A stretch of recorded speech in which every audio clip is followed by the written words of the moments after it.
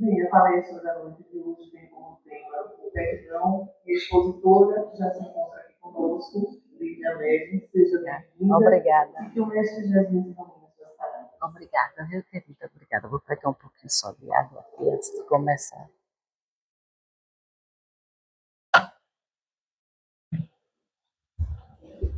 Boa noite a todos. Votos de harmonia, de paz para todos nós. Peço desculpas porque estou um pouquinho rouca, saí de uma crise, de uma virose, mas estamos aqui, graças a Deus, não é? Então, o perdão, ele nos liberta.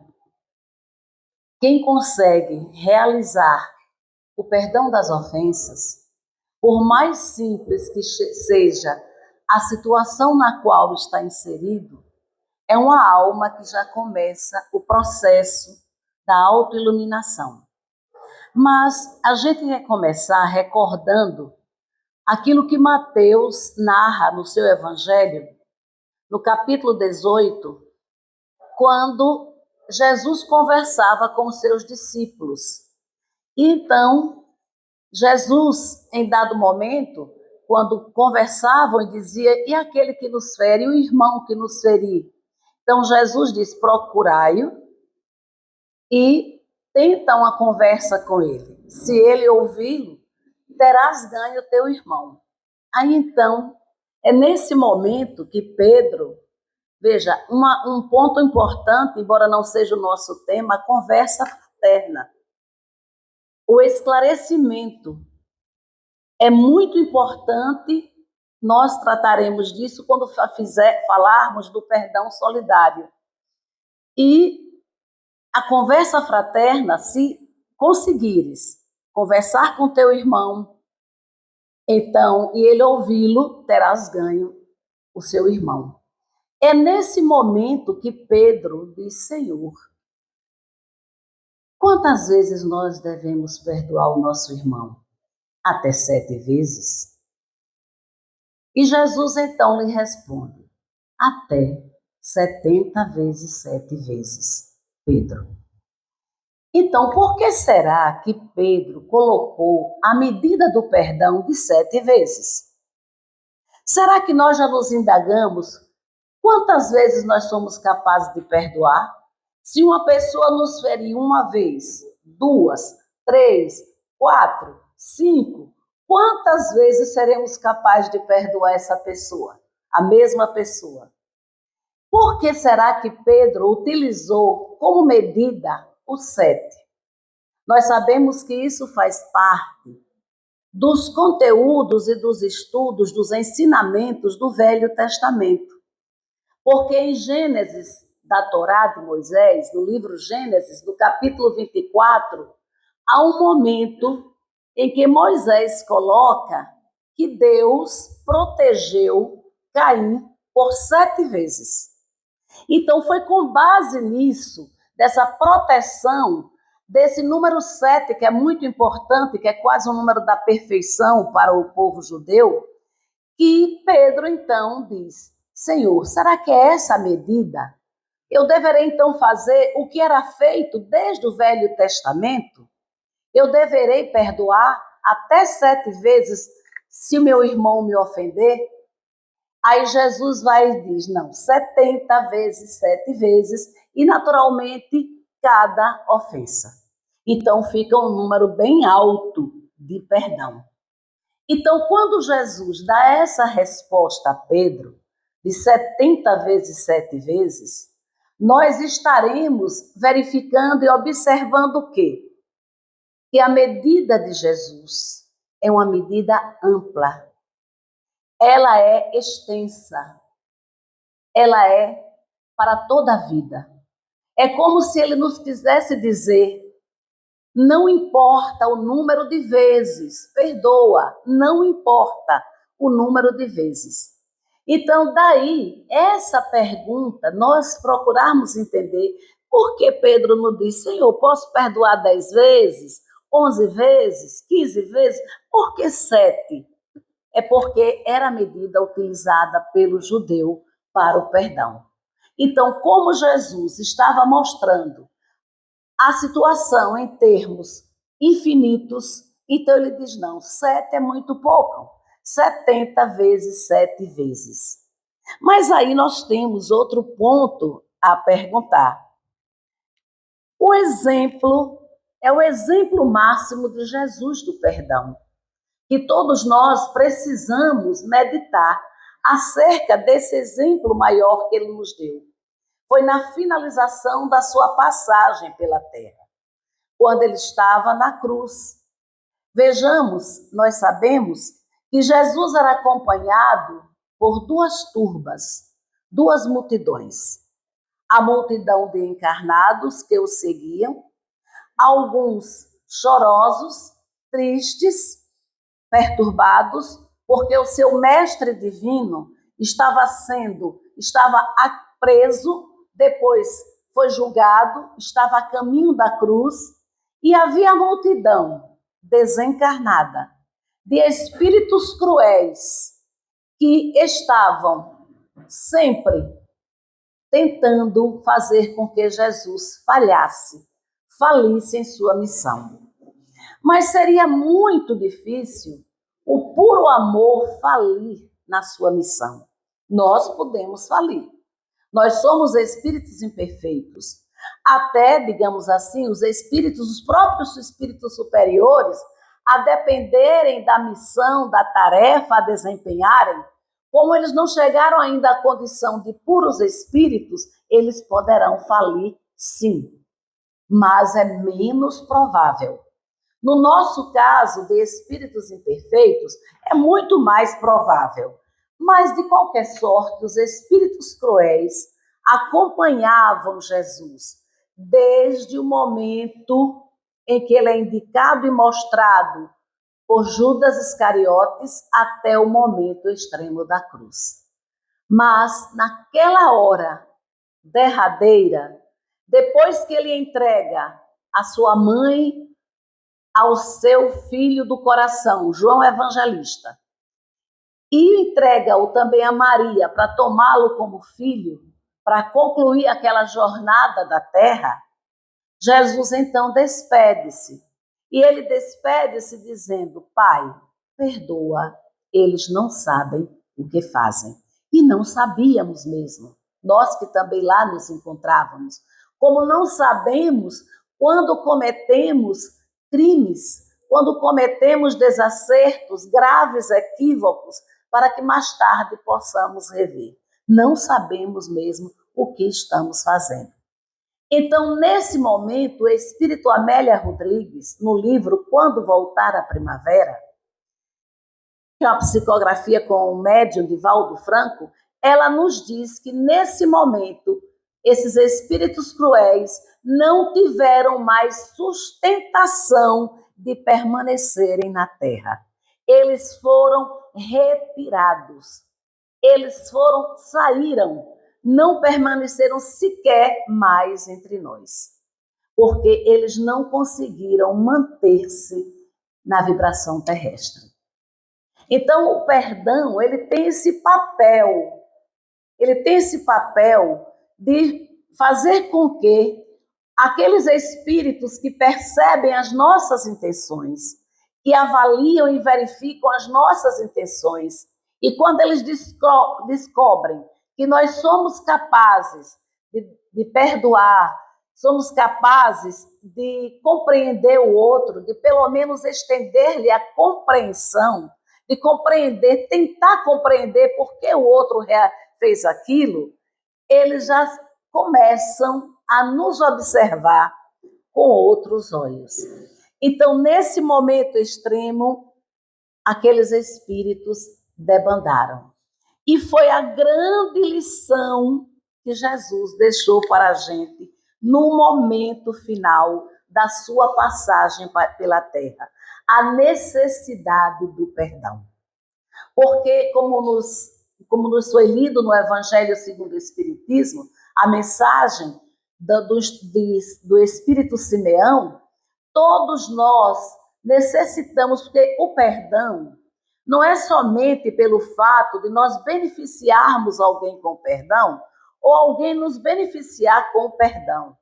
Ele quebra as arestas, ele quebra a sintonia negativa e ativa as sintonias com os bons espíritos, com os espíritos superiores. Por isso que ele tem esse poder e nós precisamos começar a avaliar as possibilidades de nós também nos inserirmos nessa grande jornada de aprendermos a ver os nossos irmãos e a nos ver com outro olhar, sabendo que somos falíveis e que podemos nos equivocar. A gente no momento pode ter raiva? Pode sim, pode, por que não? Todos podemos ter raiva. A gente pode ficar magoado por um certo período? Podemos também, nós somos espíritos imperfeitos.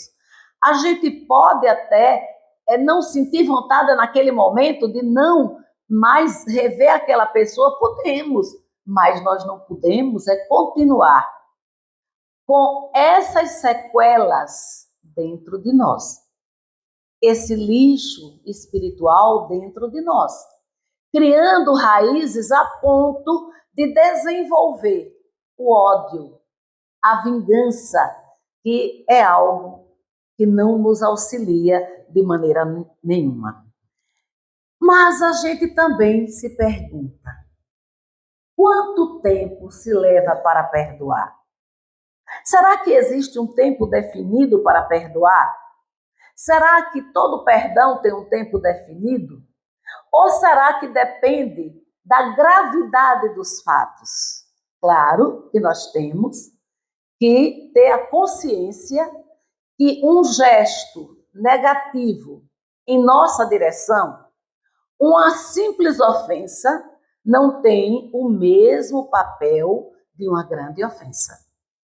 De um mal menor não tem o mesmo poder sobre nós do que um mal maior, mais grave.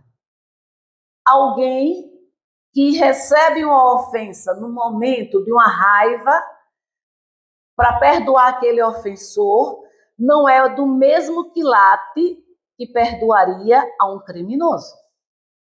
É diferente, porque a gravidade do fato é outra. Mas mesmo por mais grave que seja o fato, Jesus nos convida, dentro dessa lógica do Evangelho, porque o Evangelho é de todas as nações, de todos os povos, independente que sejam não cristãos, mas é trazido em formas diferenciadas por emissários diversos, é de todos os mundos, principalmente dos mundos divinos, onde o Evangelho é praticado por todos aqueles que lá convivem, nos mundos divinos. Porque o Evangelho é vivido pelo Espírito, o puro Espírito. Então é de todos os mundos e vivenciado pelos Espíritos puros e por aqueles que já se encaminham para a perfeição. Então vai depender da gravidade e vai depender também do grau de moralização de cada espírito. Há espíritos encarnados na Terra ou desencarnados que têm mais facilidade, mais abertura de compreensão. E então a facilidade é maior. Há outros que são mais apegados, mais fechados, mais voltados para o seu eu, para o personalismo. E então, naturalmente, que por menor que seja a falta, mas já sentem dificuldade de trazer o perdão para o outro. E nós nos recordamos, só para que nós possamos ilustrar, acredito que vocês já leram, ou muitos já leram, o livro E a Vida Continua. É uma obra muito bonita. Chico Xavier com o espírito André Luiz. É uma bela história, nós não dá para contar toda, claro, mas a gente vai só recordar o fato da necessidade do perdão. Nesse momento, no livro E a Vida Continua, os últimos capítulos, ela nos mostram ele nos mostra que a maioria de nós, normalmente, quando existe a gravidade, é grande e nós não temos altura espiritual e moral para o perdão. Isso só acontece numa outra existência. Nós varamos o plano espiritual, sofremos, retornamos em outras oportunidades, próximo daqueles que nos ofenderam, para que possamos nos reabilitar. Existem alguns espíritos que avaliam quando já se encontram no plano espiritual. Nós temos aquele período de avaliar a nossa última existência. Quando nós temos equilíbrio, passamos para o outro lado da vida, não precisamos ser santos, mas não fizemos o mal porque nós queríamos, não perseguimos ninguém, não desenvolvemos nada de ruim para o outro. Podemos ter cometido os nossos equívocos, sim. Então, e temos Deus no nosso coração. Então, nós somos amparados. E existe aquele período de revisão. É nesses momentos de revisão que nós relembramos de determinados fatos e aqueles instrutores, amigos, conversam conosco. Existem as rodas de diálogos, de conversa fraterna, para que nós possamos aprender a nos comunicar melhor com os outros, a convivermos melhor com os outros, né? Isso é nos mostrado por André Luiz também em suas obras. Os espíritos se sentam, aqueles que falharam, que faliram, com seus instrutores e começam a conversar, a mostrar, falhei por isso. Os espíritos que já se encontram com certo equilíbrio, que já conseguem descobrir que falharam, que a maioria de nós nem percebe. É preciso que os instrutores digam: meu filho, olha, você deveria ter trilhado mais ou menos assim, mas olha como você fez, para que a gente perceba. Então, nesses momentos, geralmente a gente busca o perdão. Ou busca o perdão do outro, ou busca o perdão para perdoar o outro. Mesmo à distância, que isso não importa, devemos fazer esse perdão. Mas no livro E a Vida Continua, nós encontramos a figura de Isidoro perseguindo algumas pessoas, entre elas o Fantini, que desencarna e descobre que o Isidoro perseguia. Mas ele não sabia por quê. Para ele foi surpresa. Por que Isidoro me persegue? Ele era meu amigo. Mas Isidoro, eles estavam 3 amigos numa caçada. Desculpa.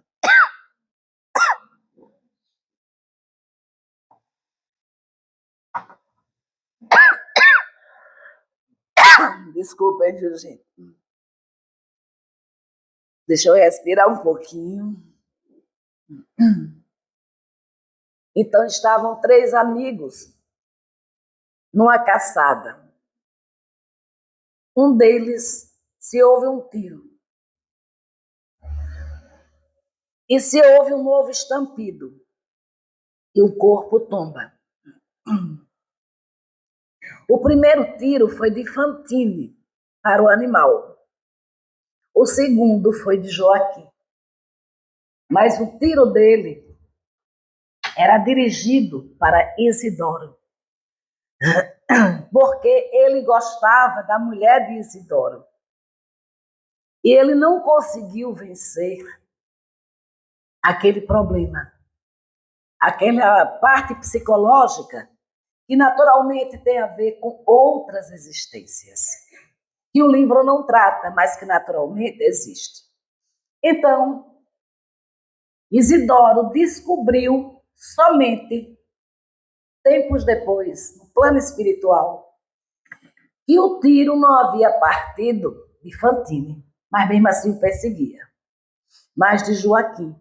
E realmente, Joaquim, passados anos, a sua filha ficou pequenininha, Evelina, E ele, então, dá toda assistência à esposa, à viúva, que tem que criar a filha sozinha, e presta serviço, se aproxima e termina oferecendo-lhe um lar.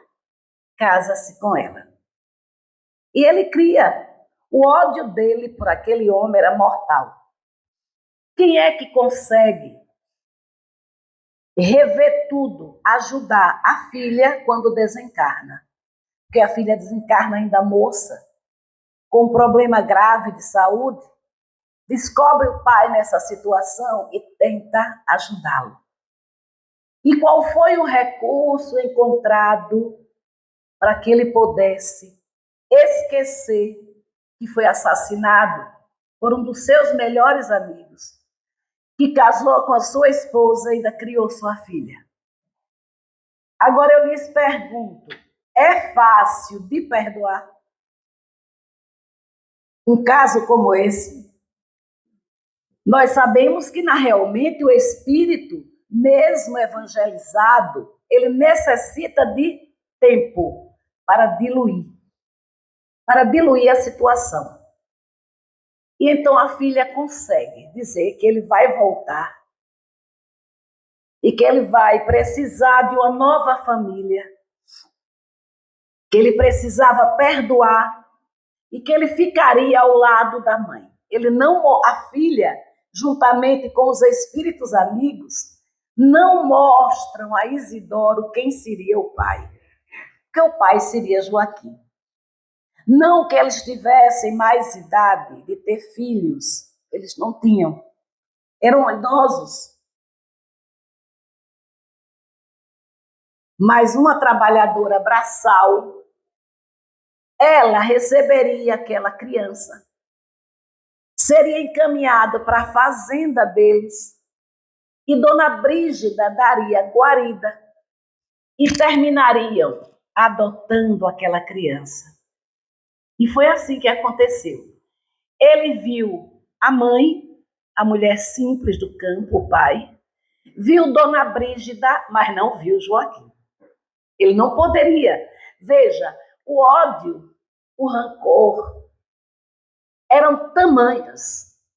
Aí o desejo de vingança que ele não conseguiu, a espiritualidade não o mostrou.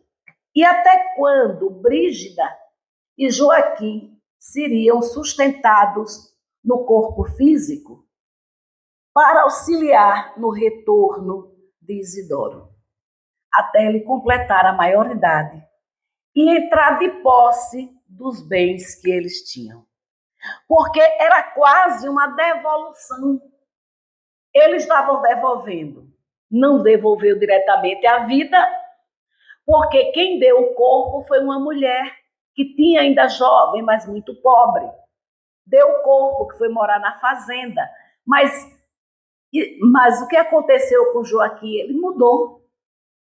Por exemplo, toda a fazenda era toda dividida. Tudo era os trabalhadores tinham acesso, tinham direitos. Então ele era um homem considerado naquela região como um homem de bem. Mas havia um crime nas suas costas.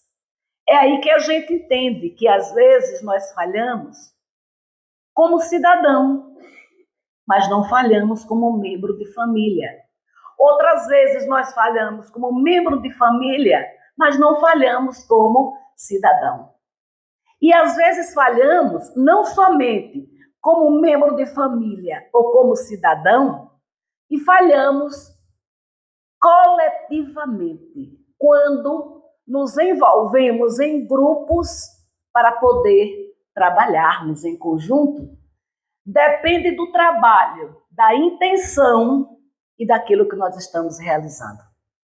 Qualquer ação conjunta que traga o bem será benefício para nós. Qualquer ação conjunta que traga malefícios para alguém trará também para nós. Isso é da lei de causa e efeito, que não somente atinge o membro da família, como cidadão ou como aqueles que agimos coletivamente. Então aí a gente vai ver que a maioria de nós estamos perdoando somente quando a gente volta numa condição que diz: é agora, não tem mais outra saída. E o Evangelho segundo o Espiritismo, no capítulo 10, no item 4, nos coloca que há duas maneiras de perdoar. Uma mesquinha, pequena, onde nós, às vezes, dentro do nosso lar, vamos tomar o exemplo do nosso lar, que isso é mais comum, na nossa própria família, com esses acontecimentos, quando nós dizemos assim para a pessoa: eu perdoo você, mas nem esqueço, nem quero ver você nunca mais. Isso é mesquinhez, isso não é perdão. Isso é perdão da boca para fora. Porque o verdadeiro perdão, como nos diz o Evangelho segundo o Espiritismo, ele é grande, ele é nobre, ele é verdadeiro e generoso. É aquele que não tem barreiras. Não tem barreiras, está perdoado. Ou ainda, podemos não esquecer totalmente. Porque no problema não é esquecer. O problema é o que é que aquela situação nos traz quando nós lembramos. Porque ninguém também é desmemoriado. Se alguém nos fez alguma coisa, tanto de bem para nós sermos gratos quanto de mal, a gente não é desmemoriado, a gente pode lembrar, mas depende como a gente lembra, com maior intensidade, com menor intensidade, qual é o nosso olhar para aquele fato. Então, aquele que é grandioso, aquele que é generoso, o perdão generoso é aquele que a gente vai dando a chance ao outro dele voltar a ter espaço no nosso coração, a ter chances nas nossas vidas. E nós vamos então uma outra questão que me chama muito a atenção. É quando Jesus diz assim para nós: se perdoardes, isso também está em Mateus, se perdoardes aqueles que te ofenderam, vosso Pai Celestial também vos perdoará. Se não perdoardes aqueles que vos fizestes o mal, vosso Pai Celestial não vos perdoará. Então a gente fica assim, se indagando, se perguntando: mas Deus, será que Deus precisa perdoar? Nesse sentido nosso da palavra perdão. Porque nós precisamos perdoar. Por que nós precisamos perdoar? Porque nós nos sentimos ofendidos. Nós nos ofendemos. Nós nos magoamos. Nós criamos ressentimentos. Então nós precisamos perdoar. Mas Deus é puro amor, todo poder, toda bondade, toda sabedoria, onisciente, conhece tudo. Se Ele conhece tudo, Ele sabe o quanto pequeninos ainda somos para cometer determinados erros. Deus é onipresente. Ele estava no momento em que nós fizemos aquela ação. E Ele sabe, portanto, a nossa intenção. Então, se Ele é onipresente, se Ele é onisciente, se Ele é todo amor, sabedoria e bondade, Ele precisa perdoar? O que será então? Nós precisamos entender essas palavras de Jesus. O que seria então o perdão de Deus para nós? O perdão de Deus, olha, Deus, há uma frase de Emmanuel que ele diz assim: Deus é doação perene. Isso é tão bonito, eu achei isso lindo. Deus é doação perene. Não existe um momento um átimo de segundo, um milésimo, onde Deus não se doe a toda a sua criação. Então, esse perdão de Deus, precisamos entendê-lo da seguinte maneira. Nós, como seus filhos, no momento em que nós quebramos relação com outro, no momento em que nós ferimos, no momento em que nós nos afastamos, estamos na perseguição do outro querendo nos vingar, guardamos ódio, mágoa, ressentimento, nós naquele momento quebramos a conexão dessa doação perene conosco.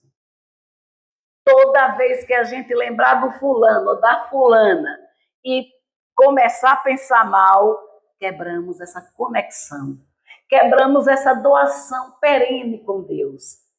Reativamos-as, portanto, iremos reativá-la quando nós dissermos, acabou, não guardo mais nada dentro de mim contra ti. Senhor, sois testemunha. É como se a essência de Deus descesse sobre nós. Então, esse é o perdão de Deus. Mas ele necessariamente não precisa dizer como Jesus nos disse.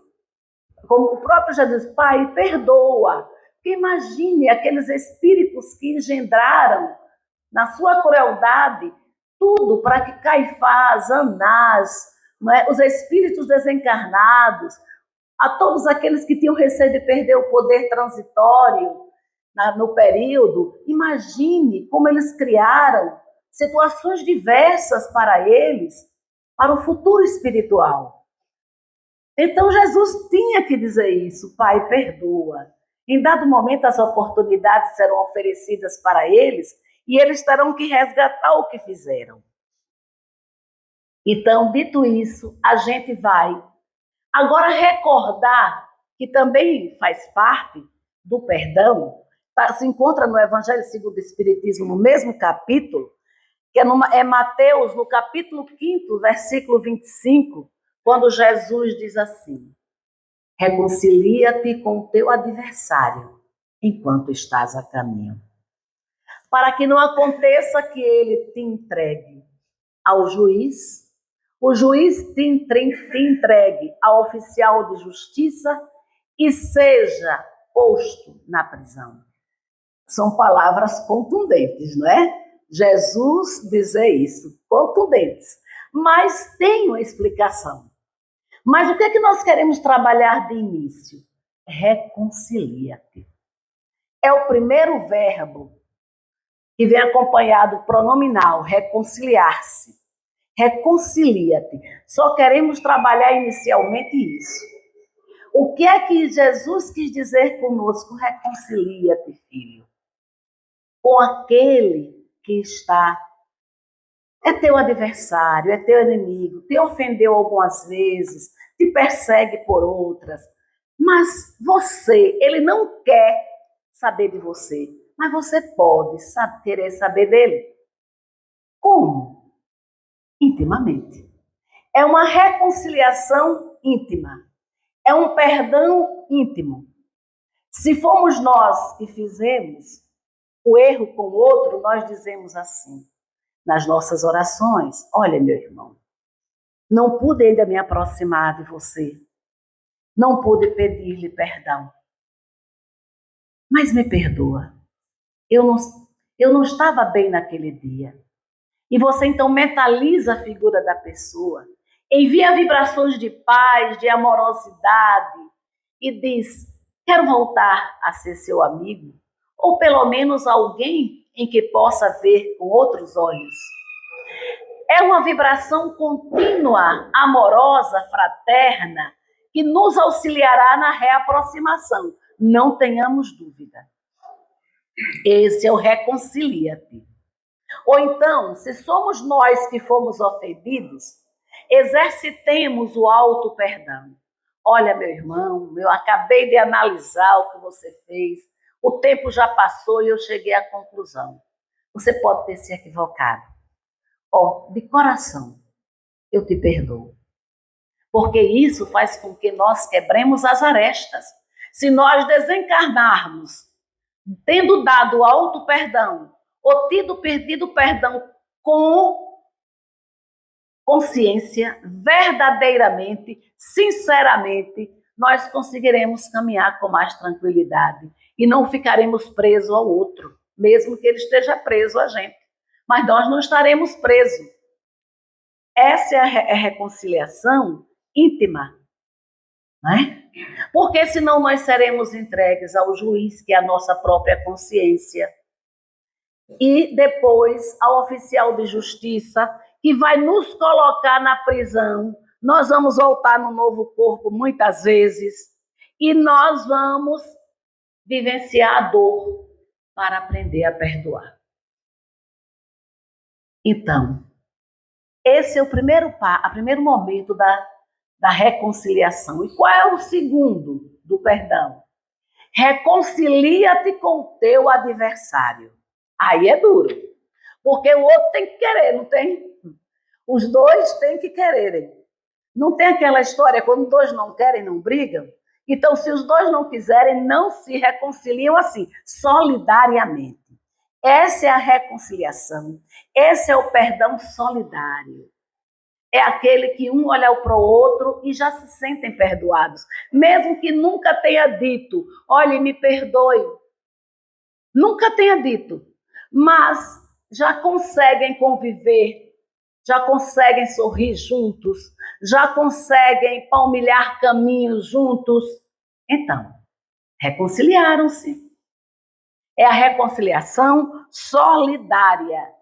Essa leva mais tempo. É essa que nós dissemos para vocês e que nós narramos, né? Naquele caso, aliás, os dois casos cabem para o livro E a Vida Continua, né? E a vida continua.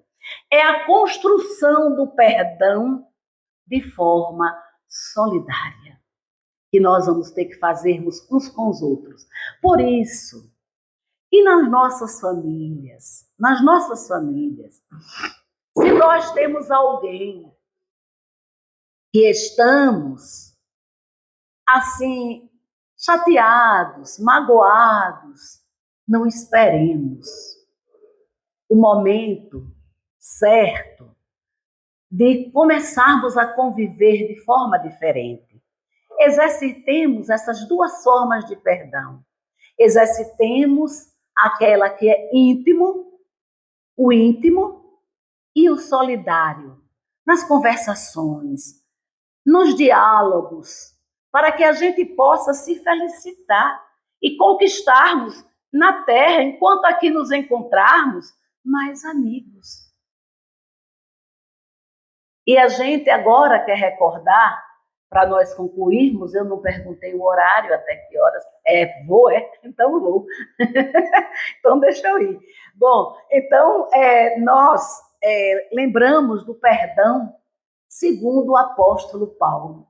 Está também nesse capítulo 11, do capítulo 10, melhor dizendo, do Evangelho segundo o Espiritismo, que o apóstolo Paulo retorna em espírito e tem uma mensagem belíssima sobre o perdão. Ninguém mais melhor do que o apóstolo Paulo para falar do perdão, porque ele buscou essa reconciliação desde o primeiro momento na casa do caminho. É só recordarmos do doutor da lei, Saulo de Tarso, que perseguiu os cristãos, que assinou o decreto para que Estevão fosse morto, apedrejado pelo apedrejamento. E por conta disso, sua irmã e sua noiva, que ele não sabia que era irmã dele, desencarna Abigail. E ele toma uma raiva enorme pelos cristãos. Quando ele se torna cristão, quando ele resolve, a primeira pessoa que ele procura é o pai.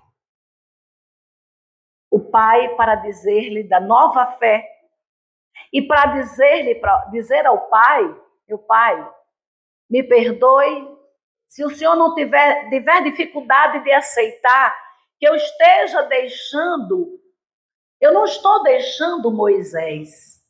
Eu não estou deixando o Velho Testamento. Eu estou acrescentando aquilo, o que o Cristo de Deus trouxe. O Pai dá-lhe as costas, manda o escravo entregar-lhe algumas moedas para ele sobreviver e diz: a partir de hoje não é mais meu filho.